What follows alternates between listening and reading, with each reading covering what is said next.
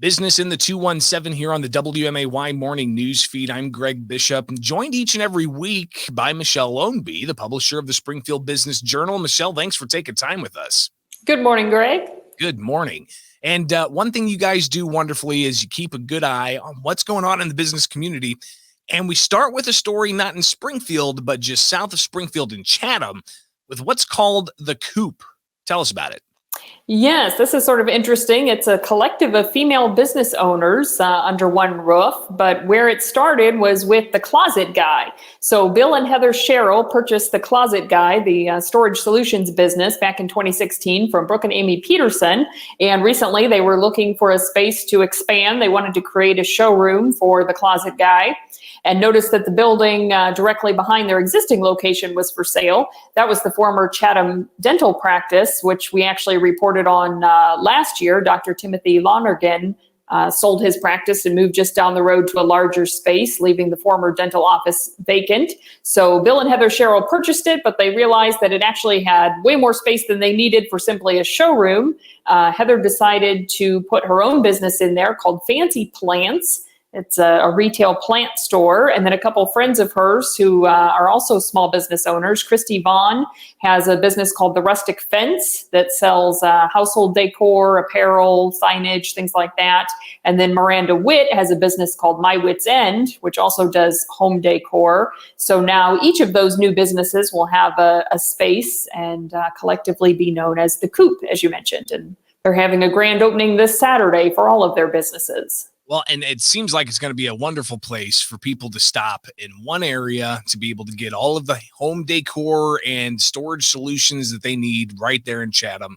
And I know that even some people focus on spring cleaning, but we do have fall coming up. So fall's a good time to do that as well whenever the weather starts to change, and to maybe refresh things and to get a better feel of how you can best organize your stuff. So cool to see the Coop putting pieces together to make that happen in Chatham. We're talking with Michelle Ownbey. She's the publisher of the Springfield Business Journal here on Business in the 217. And we've watched this building for years. Very robust building at times. The pandemic may have taken a toll on people actually working in the building, but right there next to the Sangamon County complex is the State Journal Register building. What's the latest on that, Michelle? Right. So as you mentioned, it has been on the market for years, nearly a decade to be exact. We had actually reported just in March that it was under contract. It was temporarily off the market, and the listing agent at the time said that the contract price was just under the asking price of $2.9 million. But that deal fell through for whatever reason, went back on the market, and as of Monday, it is up for auction. It's an online auction which closes September 15th, so we should know pretty soon the fate of the building. Leisa Richardson, the editor for the State Journal Register, has said that the staff is planning to relocate once the building sells. They will not be leasing back space in that same building, but no word yet on exactly where they're going to go. As you mentioned, the staff has shrunk significantly. They're down from a high of about 60 newsroom employees to 9 full-time news staff currently. What's the best use of that building, Michelle? I mean, it's got a huge kind of multi-purpose room. It's got a unique layout.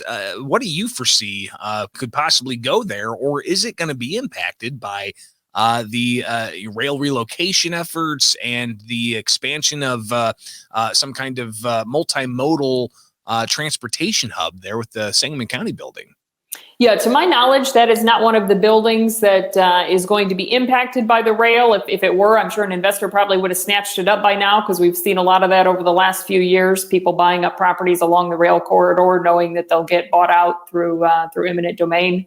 Probably the state would be the most likely candidate to use a building of that size. Of course, there's not a huge demand for large office buildings, especially now with so many people continuing to work remotely or hybrid. I think it kind of remains to be seen of how many employers are going to bring everybody back to a physical space in one location, or hybrid work will probably continue to be a thing for quite some time to come.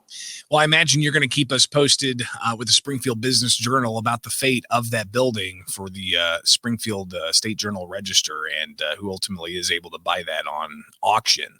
Michelle Ownbey joins us with the Springfield Business Journal. She's the publisher, giving us business in the 217 each and every week here on the WMAY Morning News Feed. I'm Greg Bishop. And of course, COVID-19 impacted business all up and down the spectrum. We've seen business grants from the federal government through the state issued already, but there's another round out there. Tell us about the Back to Business grants. There is, as you mentioned, the Back to Business grants is new funding that was just released. Anyone is welcome to apply, but they are saying they're giving priority to businesses that did not receive the PPP or some of the previous grants. It seems like they've really taken a lot of the feedback from the previous grants into consideration and tweaked this a bit. And one of the big differences is they now have what's called community navigators. So they've partnered with a lot of different organizations, be it the Springfield Chamber of Commerce, the Black Chamber of Commerce, various other local groups, to really provide some one-on-one assistance to these business owners. And they've also tried to streamline the application process. You still have to show some financial statements, show that you incurred a loss between 2019 and 2020. But, like PPP, for example, there was a lot of complaints that it was too complicated, that it was impossible to get a real person on the phone and get help with it. So this is hopefully a more streamlined process. They're actually keeping office hours, if you will, at Lincoln Library this week. These community navigators representing the different organizations are on site. So if business owners have questions, they can walk in, they can call and make an appointment and get some help with the application. And it's scheduled to close mid-October. But of course, like all these programs, they say the sooner you apply, the better, because the funding may not last as long as the application period does. Michelle Ownbey, publisher of the Springfield Business Journal on the WMAY Morning News Feed for business in the 217. Of course, you keep us updated every week of what's going on, but if people want to stay updated on the regular, every day, 24/7, how can they find you guys? The best way is to go to our website, springfieldbusinessjournal.com. You can get signed up for BizBites, which is our newsletter that comes out every Wednesday. That is free of charge and has a roundup of what's happening in the business community. And of course, you can also follow us on social media, and we post daily updates along with breaking news. And people definitely need to be plugged in, because the Springfield Business Journal knows what's going on in the Springfield area when it comes to the business community. Michelle Ownbey, publisher of the Springfield Business Journal. Thanks so much for taking time with us each and every week, and we'll talk soon. Thanks, Greg.